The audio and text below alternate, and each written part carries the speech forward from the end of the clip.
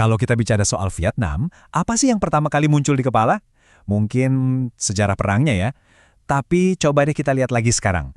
Karena diam-diam negara ini sedang bertransformasi total menjadi sebuah kekuatan industri baru yang patut diperhitungkan. Dan yang bikin lebih kaget lagi, kebangkitan ini tuh bukan cuma soal ekonomi. Bukan. Ini mulai merambah ke sesuatu yang jauh lebih serius. Kompleks industri militer. Hal ini jelas menciptakan sebuah dinamika yang benar-benar baru dengan rival lamanya. Siapa lagi kalau bukan Tiongkok? Nah, ini dia pertanyaan utamanya. Mungkin kedengarannya provokatif ya, atau bahkan mustahil. Tapi justru inilah yang akan kita telusuri lebih dalam. Ayo kita bongkar sama-sama. Oke, sebelum kita menyelam lebih jauh soal Vietnam, kita perlu pahami dulu panggung utamanya. Selama 2 dekade terakhir, panggung ini dikuasai oleh satu pemain, Tiongkok, dengan dominasi industri dan militernya yang nggak terbantahkan. Model Tiongkok ini dibangun di atas 2 hal, skala produksi yang luar biasa masif dan efisiensi biaya yang nggak ada tandingannya. Mereka ini kan udah jadi pabriknya dunia untuk hampir semua barang, mulai dari mainan anak-anak sampai komponen jet tempur yang super canggih. Tapi dominasi yang kelihatannya kokoh banget ini sekarang mulai menunjukkan celah. Kenapa? Karena dinamika global lagi bergeser dan ini mulai menantang status quo yang udah lama banget ada.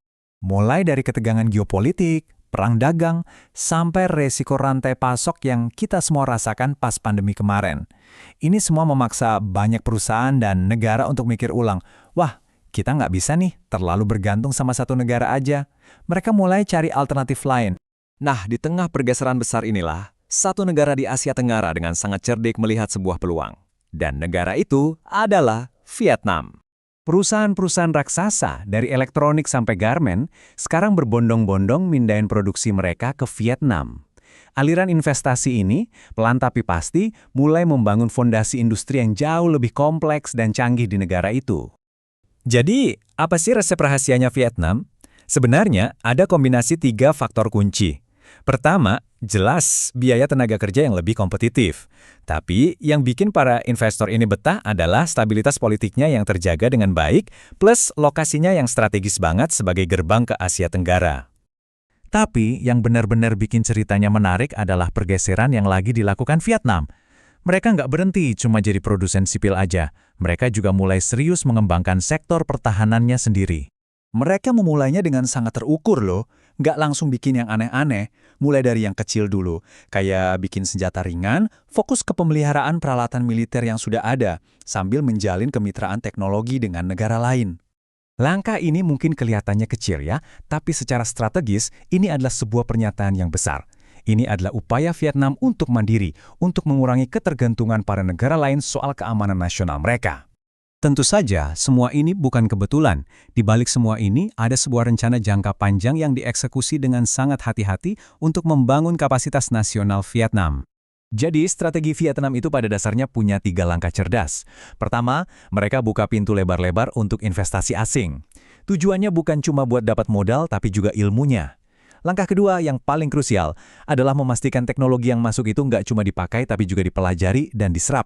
Terakhir, semua pengetahuan dan modal itu dipakai buat membangun industri dalam negeri mereka sendiri, menciptakan siklus pertumbuhan yang mandiri. Ini adalah sebuah permainan jangka panjang yang butuh kesabaran. Tren nearshoring, di mana perusahaan memindahkan produksi lebih dekat ke pasar utamanya, menjadi bukti nyata keberhasilan strategi mereka. Tujuannya bukan untuk konfrontasi hari ini, tapi untuk membangun kapasitas nasional secara bertahap untuk masa depan. Tentu, kita harus tetap realistis. Meskipun Vietnam sedang bangkit, dinamika kekuatan ini sangat kompleks. Dan untuk saat ini, ya, Tiongkok tetap menjadi kekuatan yang paling dominan. Nah, persaingan yang makin panas ini paling kelihatan gesekannya di mana? Di Laut Tiongkok Selatan. Disinilah manuver strategis seringkali berubah menjadi konfrontasi yang menegangkan. Pergerakan angkatan laut di kawasan ini juga menunjukkan gambaran yang lebih besar. Ini bukan lagi cuma soal Tiongkok dan Vietnam. Pemain global lain seperti Amerika Serikat dan Jepang juga punya kepentingan strategis yang besar di sini. Data satelit ini memberikan kita bukti nyata dari apa yang terjadi di laut. Kita bisa lihat jalur kapal-kapal Tiongkok dan Vietnam yang saling bersilangan di perairan yang sama. Ini mengubah ketegangan diplomatik menjadi pertemuan jarak dekat yang sangat berisiko. Dan inilah wajah dari konflik ini di lapangan. Di satu sisi, ada kapal penjaga pantai Tiongkok yang ukurannya besar. Di sisi lain, ada kapal penjaga pantai Vietnam yang lebih kecil tapi nggak kalah gigih. Pertemuan seperti inilah yang terjadi hampir setiap hari di perairan itu.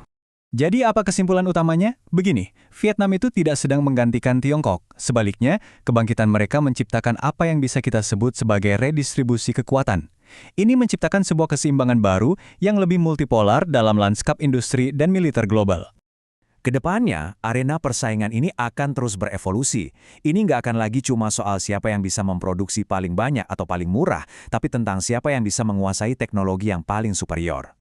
Vietnam mungkin belum akan menggantikan Tiongkok dalam waktu dekat, tapi kebangkitan mereka sudah jelas menandai dimulainya sebuah era baru. Pertanyaan besarnya sekarang adalah, di tengah pergeseran kekuatan global ini, siapa yang pada akhirnya akan muncul sebagai penguasa industri militer di masa depan?